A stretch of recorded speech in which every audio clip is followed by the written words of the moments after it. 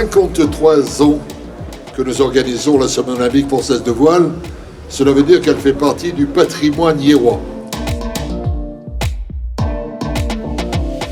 C'est avec un grand plaisir que nous nous retrouvons après nous être quittés pendant 3 ans.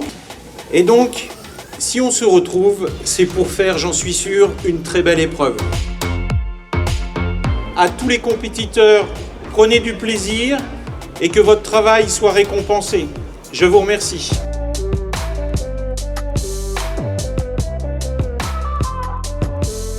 Après 2 ans d'absence en raison de la pandémie mondiale, la SOF, Semaine olympique française, s'est tenue à Hyères du 23 au 30 avril 2022. La Semaine olympique française de voile pour la ville d'Hyères, c'est vraiment une institution. Donc elle est née en 1968 avec des Hyérois.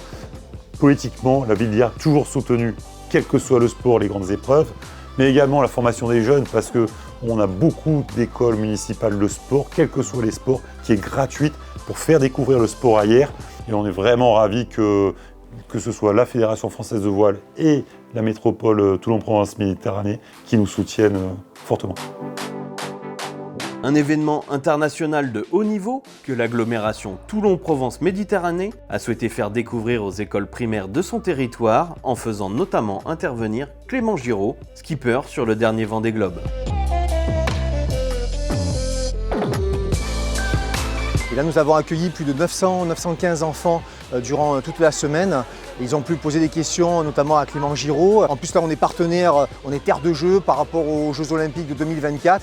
Ils ne connaissent pas tous ces bateaux qui vont être engagés. Donc pour eux, c'est vraiment un plus de pouvoir interroger ces sportifs de haut niveau et de pouvoir découvrir des sports qu'ils ne connaissent pas, tout simplement, quoi.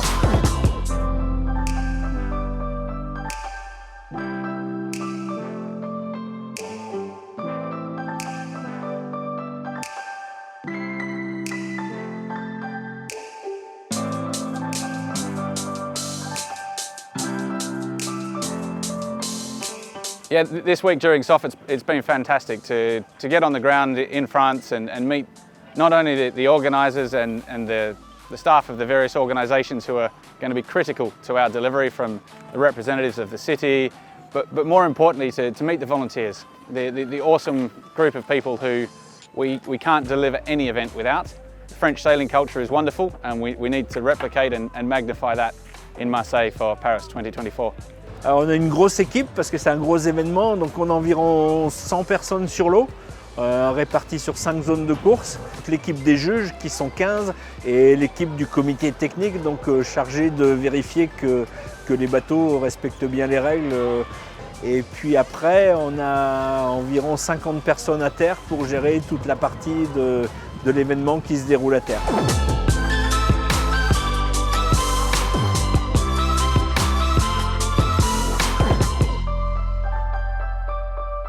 On a réussi à recruter 140 bénévoles nautiques et on est entre 50 et 70 bénévoles terrestres. La ville d'Hyères est labellisée Terre de Jeux. Grâce à ce label, on est devenu, à la base nautique municipale, on a obtenu le label Centre de préparation aux Jeux Olympiques 2024. Non, en fait, nous, notre rôle, c'est de préparer tout ce qu'il y a sur l'eau.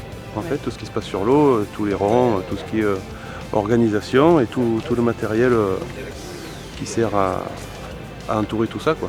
C'est vraiment notre rôle et notre plaisir, c'est pouvoir satisfaire toutes ces équipes et pouvoir leur offrir le mieux qu'on puisse faire sur notre territoire. L'épreuve internationale française en voile olympique rassemble cette année pas moins de 750 compétiteurs des 4 coins du monde. 56 nations se sont donné rendez-vous pour une compétition rassemblant les 10 séries olympiques, dont 5 séries à foil, 2 kite foil, femmes et hommes, 2 IQ foil, femmes et hommes, et le NACRA en mixte. La Semaine olympique française, c'est l'événement majeur de la Fédération française de voile. Donc c'est à la fois une très belle image de la voile française et un événement qui est incontournable pour la majorité des nations.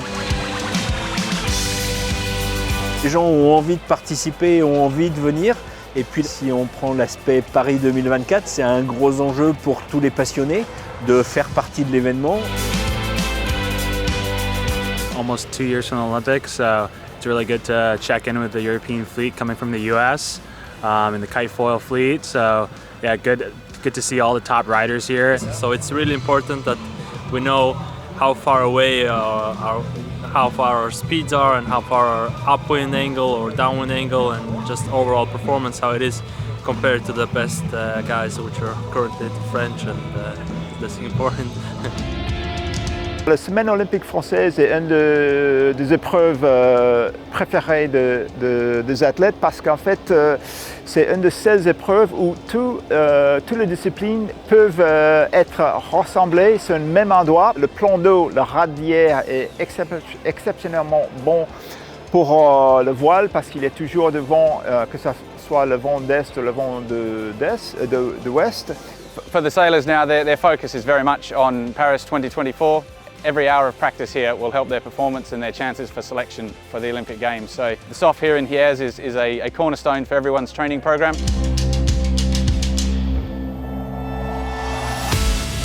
Des Jeux Olympiques en France qui vont arriver très vite et où chaque journée de compétition compte, notamment pour les nouvelles séries retenues pour les épreuves à Marseille. On vit en ce moment une évolution, certains diront peut-être une révolution, avec l'apparition du foil. Donc c'est vrai qu'aux Jeux Olympiques, la moitié des séries seront à foil, que ce soit le kite homme et femme kite foil, l'IQ-foil, la planche à voile à foil, et puis le catamaran, le Nacra 17 qui est aussi à foil. Donc c'est un changement de paradigme pour notre sport. On a des bateaux qui vont voler, qui vont de plus en plus vite. Donc ça amène évidemment des nouvelles options à la fois technologiques, mais aussi notamment dans le domaine olympique, des nouvelles options physiques. Et par exemple, pour les planchistes qui étaient habitués à faire de la RSX, le passage en IQ foil, c'est d'autres gabarits, c'est un poids supplémentaire. Donc voilà, donc chacun doit s'adapter à cela. La technologie est également au service de l'environnement, avec pour les organisateurs l'utilisation de bouées de parcours autonomes et électriques. Ceci afin de limiter l'impact sur les fonds marins en l'absence d'encre de mouillage.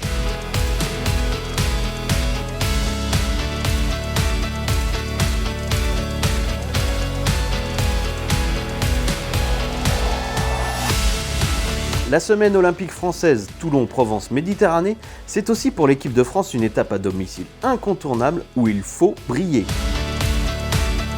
Cette équipe de France, sa force, c'est évidemment de se dire on a les Jeux Olympiques chez nous et donc tous ont envie de briller. Alors pour la première fois en 2024, au jeu, il y aura la parité totale entre hommes et femmes. Donc on aura 2 séries qui sont mixtes, 4 séries hommes et 4 séries femmes.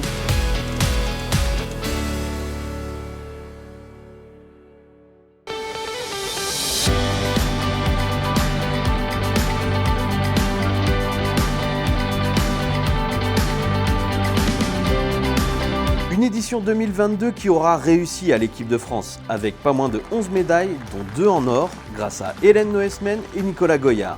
Après la première épreuve de la saison, Palma, où l'équipe de France avait déjà remporté 6 médailles, les résultats à hier la confortent dans sa dynamique de la gagne et son objectif majeur de remporter des médailles à Marseille en 2024. Une dynamique confirmée un mois plus tard avec Jean-Baptiste Bernaz qui remporte le titre de champion du monde ILCA 7. Une première pour un Français depuis l'introduction en 1996 du bateau au programme olympique.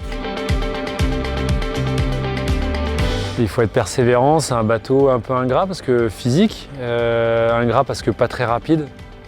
Mais par contre agréable parce qu'on se bat à armes égales avec nos copains, on a des bateaux qui sont tirés au sort, donc on peut s'en vouloir qu'à soi-même quand on n'est pas bon. C'est d'autant plus agréable de se dire que j'ai été le meilleur avec les mêmes armes que les autres. Ça reste Paris l'objectif, c'est à la maison, c'est à Marseille, et c'est sur ma mer un peu, c'est la Méditerranée, c'est là où j'ai grandi. Donc voilà, l'objectif il est clair et net, c'est la médaille d'or à Marseille. For me, it was a pleasure to be this week here and hope to be next year again and see you. See you next year. See you next year.